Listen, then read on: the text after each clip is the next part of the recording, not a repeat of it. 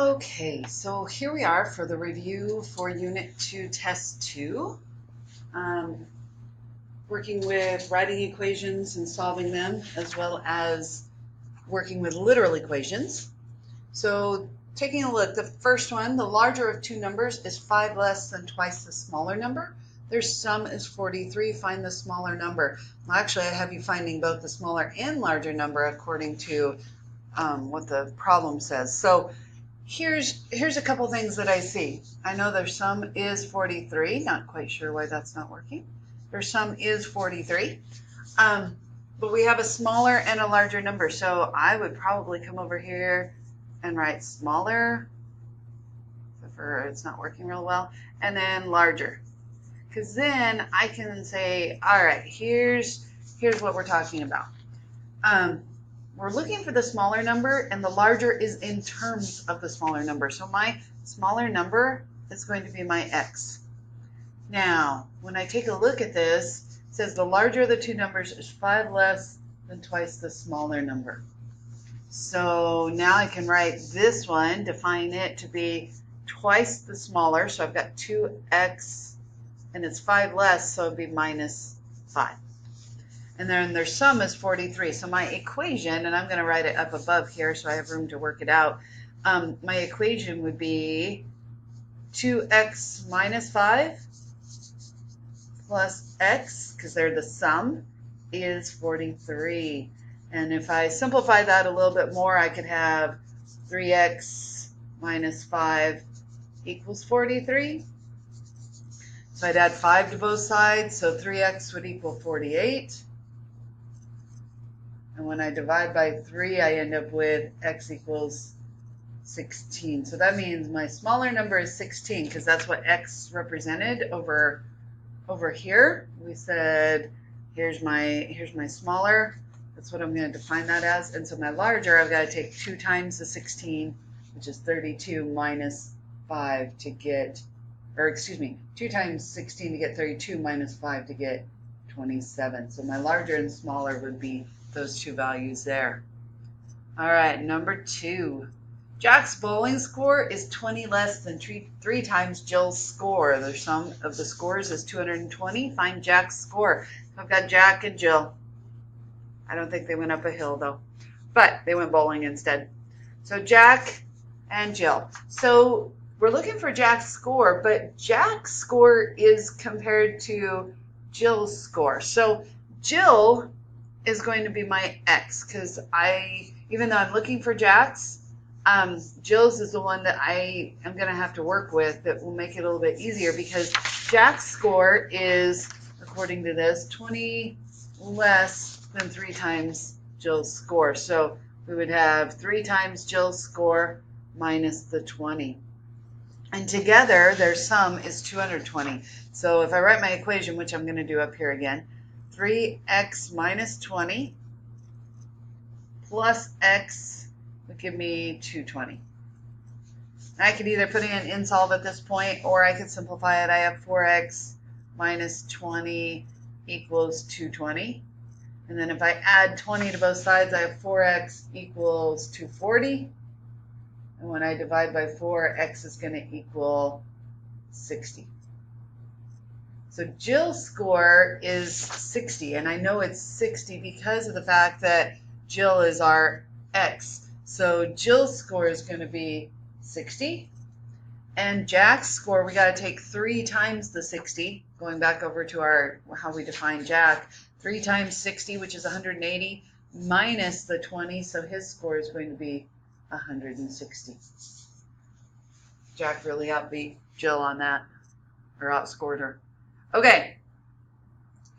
The sum of 3 numbers is 207. The second number is 8 times the first, and while the third number is the first less 4. Find the 3 numbers. Well, first of all, I had a typo. So this 4 should actually be a 3. Oh, that was bad. So that should actually be a 3.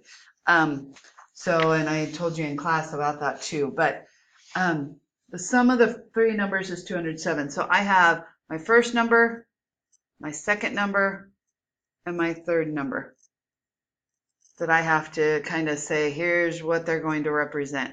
because together it's first plus second plus third, because it's the sum of them that we put them together. So if I read carefully, it says the second number is 8 times the first, right? 8 times the first. And the third is the first less 3.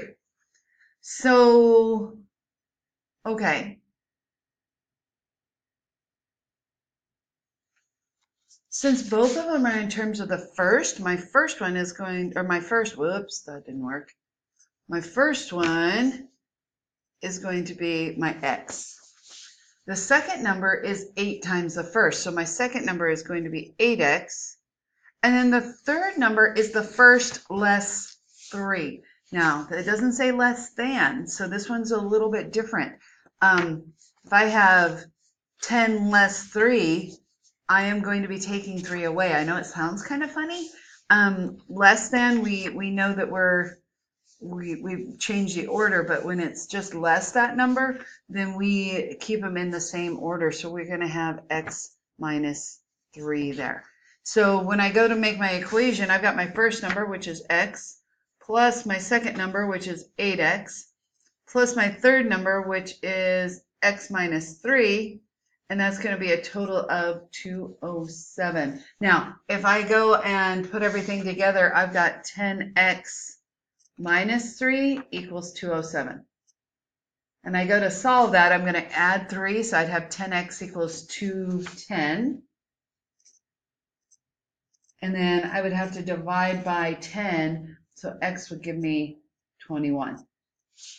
So if x is 21, and my first number is 21, well, 8 times 21 would be 168, so that's my second number.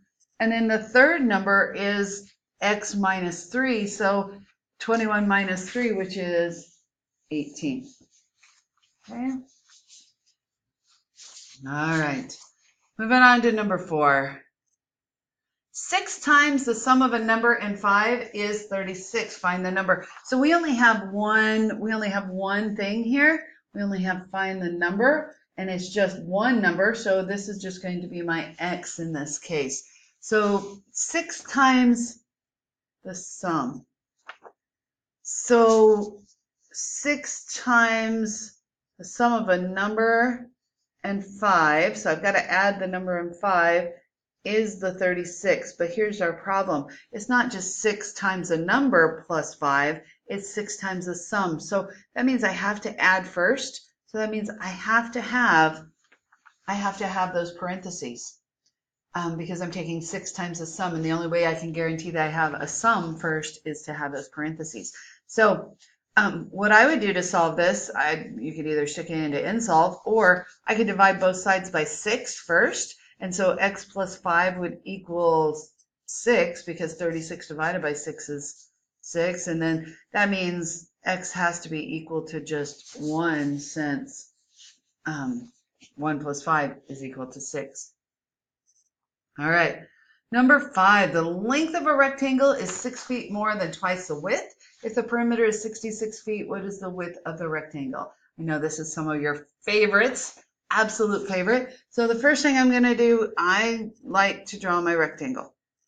And so I know this is length and this is width. This is length on this side, this is width. And I'm labeling all 4 sides just so I can see it a little bit easier. You don't have to, but you can, either way. Taking a look, it says we know the perimeter is 66 feet, so we know it's going to equal 66. The length is 6 feet more than twice the width. That means my width is going to stay as a width. So this stays as width, but my length is going to change and become something, because I can't have L's and W's. I have to have only one variable. But 6 feet more than twice the width. So twice the width plus 6, because it's 6 feet more. And this one would be twice the width plus 6. So now if I know I'm adding all 4 sides, I could just count up my W's at this point. I have 2, 4, 5, 6W plus 12. And you may have done it differently. You may have said 2 times the width plus 2 times the length. That's fine. In the long run, we should end up with the same answer. So either way that you write it is absolutely fine. I would take away 12 to solve this, so I'd have 54. So 6W would equal 54. And then I would divide by 6, so my W would equal 9. So W is 9 feet, to be specific. And to find the length, I have to take 2 times the width minus 6. Well, 2 times 9 is 18. 18 minus 6 would be 12. And that would be feet as well. Oh, it's 6 more. No, I subtracted. That's wrong. So 2 times 18, or 2 times 9, which is 18, but then when you add 12, you don't get, or add 6, you don't get 12. You should have 24 feet. That looks better. Makes a lot more sense. Okay, so 24 feet and 9 feet. Okay, I'm going to do part 2. Actually, no, I think I can do it. All right, solving the formula. So circumference. Circumference equals 2 pi r. We're solving for r. If I look where r is, it's right here. That means I have to get rid of the 2 pi. Well, in order to get rid of 2 pi, they're multiplying, and we're multiplying by both at the same time. So all I really need to do is divide by both at the same time. That means radius is equal to circumference divided by 2 pi, and that equals our r. All right, for the next one, we have a trapezoid, and we're solving for h. So h would be this one right here. And if I take a look, the first thing I need to do is get rid of that pesky little fraction, and I'm going to get rid of it by multiplying by 2. So if I have that, I've got, if I multiply by 2 here, I've multiplied by 2, that's a 2, that's really bad. 2 over 1, and then 2 here. So I would end up with 2a equals, and I'd have b1 plus b2 all over, or times h. Well, I'm multiplying h by the b1, b2, so I've got to divide. So when I divide by both sides, I'm going to divide by the whole thing. And so I end up with, I'm working kind of to the left here, 2a over b1 plus b2. I'm dividing by that, that equals our h, not a b. H. Okay. All right, I only have 2 minutes to do the last 3. Solving the equation for b. Well, in this case, I want b to be alone. And what's happening? Well, we're just adding mx and at the same time. So all I really need to do is subtract mx from both sides. And once I do that, on this side I have y minus mx, and left on the other side is just b. Okay. All right, solving for y. So my y is this right here. That means I'm multiplying. If I look at that and make my list, I am multiplying by b, and I am adding ax. That means to get rid of it, the first thing I'm going to do is subtract ax. So I have by equals c minus ax. And now to get rid of multiplying by b, I'm going to divide by b. So y, I'm going to move over here to the left again. Y equals c minus ax all over b. And then finally, solving for g. So I got to get rid of dividing by 3 first, because what's happening to g is I'm adding f, and then I'm dividing by 3. So I've got to get rid of dividing by 3. So I'm going to multiply by 3. So I've got 3y, and that's going to equal f plus g. And then to get rid of the f, I'm going to subtract f. So my answer should be, and I'm coming over here again, 3y minus f equals g. I think I made it in time. Come see me if you have any questions. Test on Thursday. You got this. I know you can.